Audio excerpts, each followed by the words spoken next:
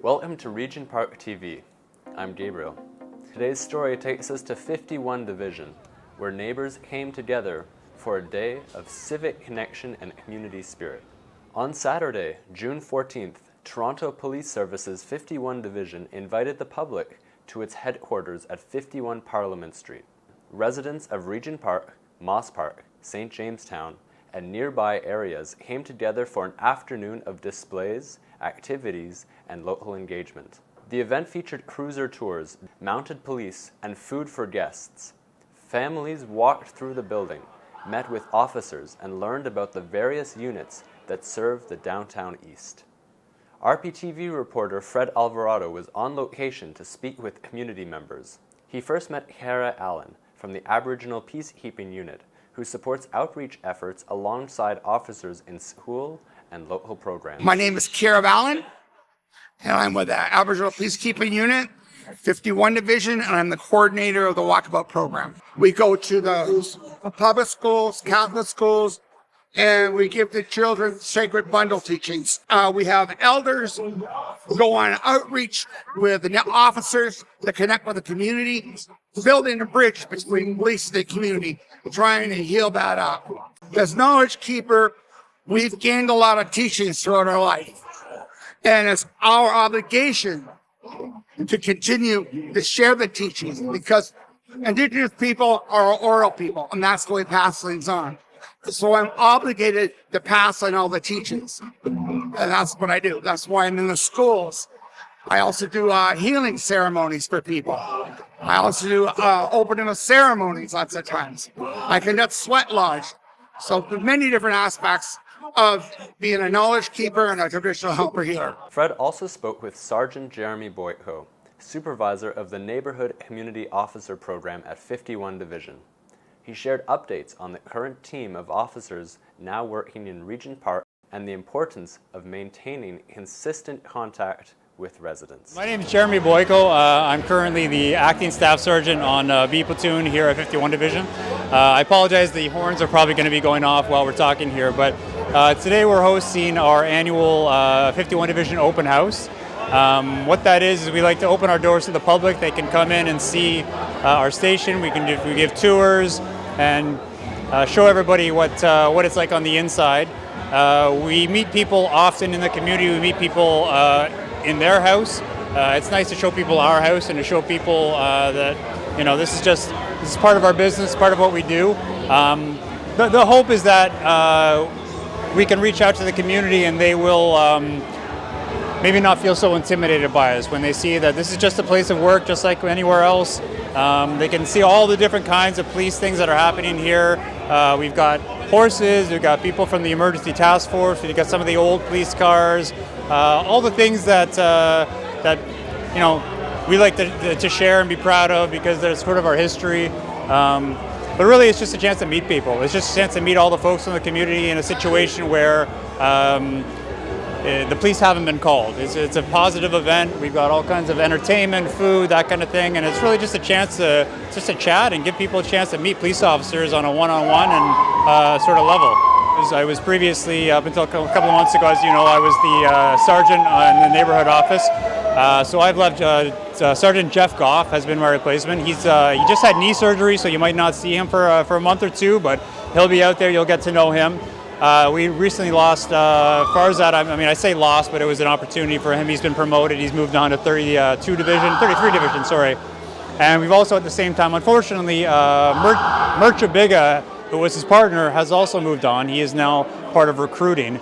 So we're kind of starting afresh in Regent Park. Fortunately, they've laid the groundwork for the Neighbourhood Officer Program, which started in Regent Park. So my hope and my expectation is that it's going to continue and they're going to hit the ground running. There'll be some bumps along the way, but the two officers that are going to be taking over are excellent. I'm looking forward to them getting to know the community and the community getting to know them. They'll bring something different to the table, but they will continue to do a lot of the stuff that Farzad and Murcha was doing. Meanwhile, they'll bring their own background, their own skills to the table, They're, like I said, they're very approachable, they're great people, and I think they're going to do a great job in the community. We've got a number of initiatives in Regent Park that we believe are having an impact on the crime suppression there. Additionally, there's a lot of community engagement opportunities, a lot of things that the community is doing that is also, I think it's a holistic effort. It's not just the police that's making this happen. I think the community itself is probably the biggest reason why crime has gone down there. In terms of the meetings, so yes, typically the Neighbourhood Officer Program citywide, it's got this, it dictates that we have quarterly meetings. We've been finding in other neighborhoods that they weren't being as well attended as the ones in Regent. So we knocked it down to 2 as a station, so all the neighborhoods are the same. However, the reason Regent Park, we were thinking about keeping 4 in Regent, but because again, something the community has done, the Regent Park Safety Network, because they have those meetings fairly regularly, we felt like the community has a pretty good opportunity to access the police. And often, because what we'd really prefer is for us to be able to attend community meetings that were generated by the community. The reason we have these quarterly meetings in the first place is really to just get out with the community. But Regent Park's already doing that, so we didn't feel like we're missing out on anything. I think because Regent's very unique, where our officers are fairly engaged there, I like to think that nobody in Regent thinks they don't have access to speak with the police or contact the police. So we're going to try it out this year. If the feedback we're getting is that no, we want quarterly meetings, then we'll go back to quarterly meetings. We'll do as many meetings as the community wants, but like I said, the fact that the Regent Park Safety Network's already doing it, and there's other groups that are putting together meetings, I think that will give the sufficient opportunity for the public to be able to meet with us. Hi, I'm Chris Moyes, the City Councillor for Toronto Centre, Ward 13. We're here at 51 Division in the heart of the city. Today is the open house for the division, and we have the administration here, the superintendent and the inspector, and all the officers who make up 51 Division, including the community officers. And it's really important to be here because they actually are the people that work on the ground. They interact with all members of the public in various aspects, be it those when they're in great crisis or just need of, help. And so as the local councillor, it's important to be here to show support, not only to the police, but also to community. And there are hundreds of people here today, many children, to go around and take a look at the facility itself. There are officers on horses, there are officers on bikes, and I see a lot of children going through the police vehicles and turning the sirens on as well. So it's really nice to see the public and the police service interact. Again, the operative word here is community and community policing, and this is part of community policing. Neighbourhood Officer Program actually started here in 51 Division in Regent Park, and it has expanded across the city now in over more than a dozen neighborhoods. And so there are many successes in that. And so it's really important to acknowledge that and the success of that. And as a result of the Neighborhood Officer Programs, you see that a lot of people that normally would not engage the police actually come out and actually seek them out and ask for help, especially those who are in domestic violence situations or abusive relationships or any of the types like that. So it's really been a successful program in my perspective, and the stats actually show that as well.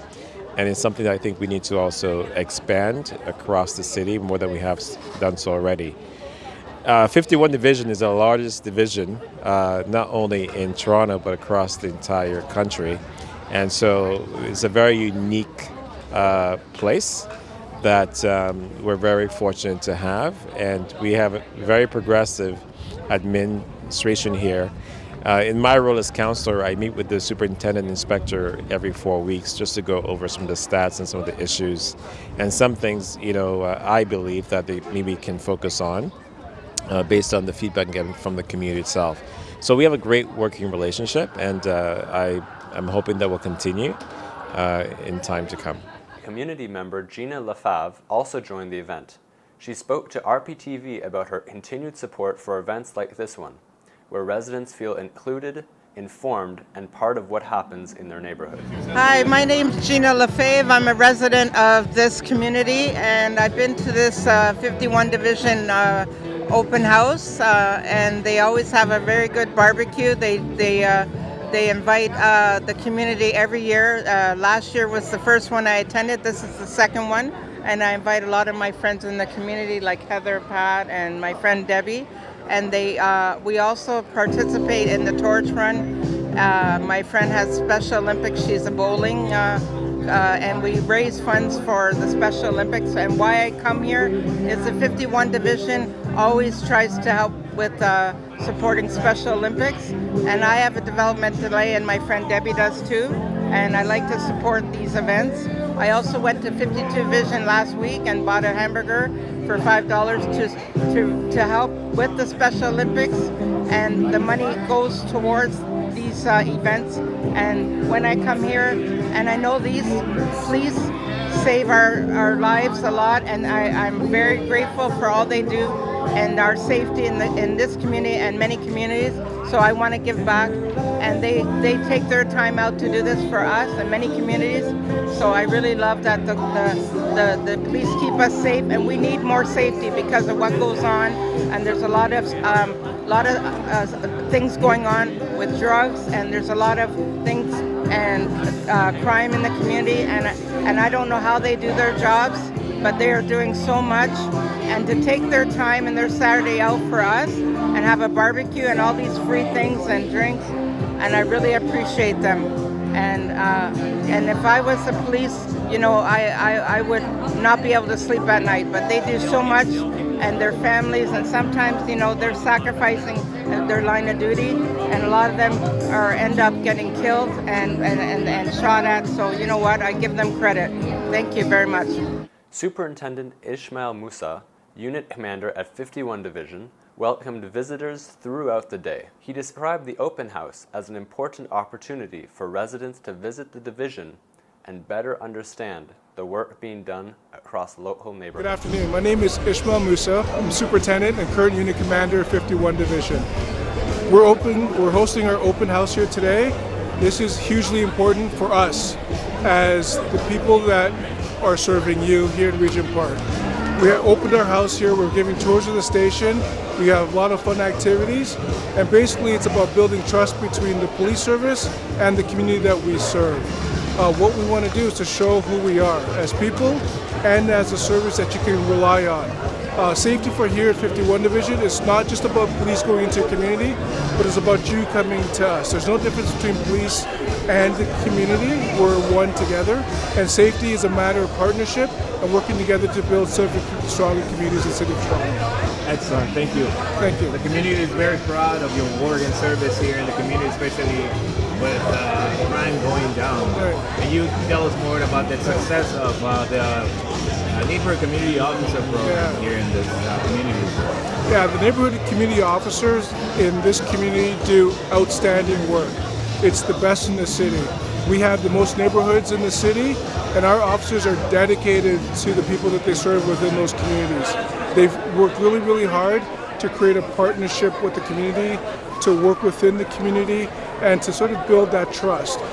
It's the trust that I believe is why crime is going down.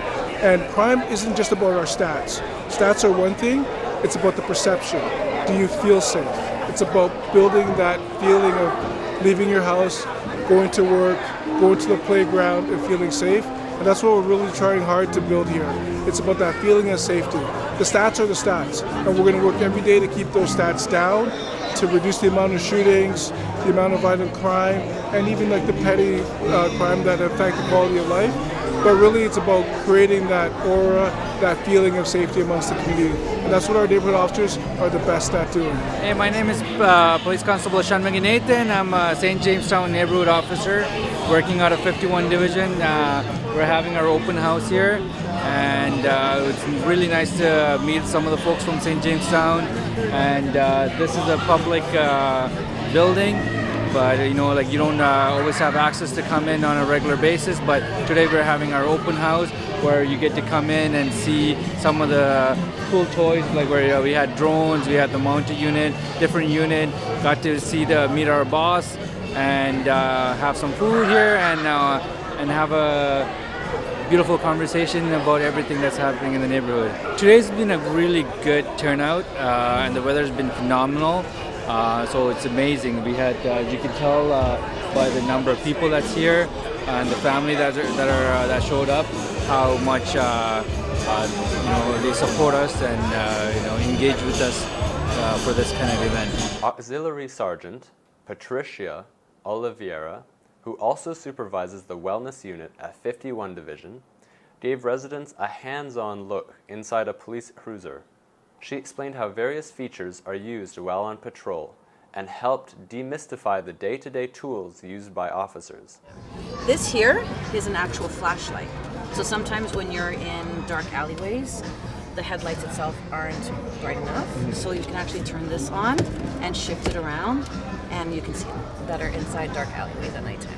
Oh, phenomenal. And what do all these buttons down here do? So these buttons here, this red button, are for the lights. So if you turn it one, so there's three different levels. So one does one set of lights, another one does another set of lights, and the other does all lights. And then you have these buttons here, and these are all the different siren sounds. So each button has a different sound, and you can press whichever one you want, and it makes a different sound. I don't know if the car is on. If you press it, no, it's not on, but you can kind of see what it sounds like. Is there any sounds you never use? No, you can use whichever. You turn on the car, and then you turn on. You can press one of these. Well. It gives you that. This one's a yelp. Ooh. So sometimes you'll see when a police officer needs to cross an intersection, you'll usually hear this. And they'll keep on going. And then this one is like the main one. So every time you have the sirens on and the lights, the camera turns on. So it's filming everything that's happening. Events like the 51 Division Open House remind us of the importance of civic engagement and access. In Regent Park, where crime rates have gone down in recent years, it's not only policing strategies that make a difference, it's also the openness of public institutions and the ability for residents to see themselves reflected in the civic life around them. That's all for today. I'm Gabriel. Thanks for watching. Don't forget to like, share, subscribe to our YouTube channel, and visit us on all our social media platforms. Please visit our website for more information.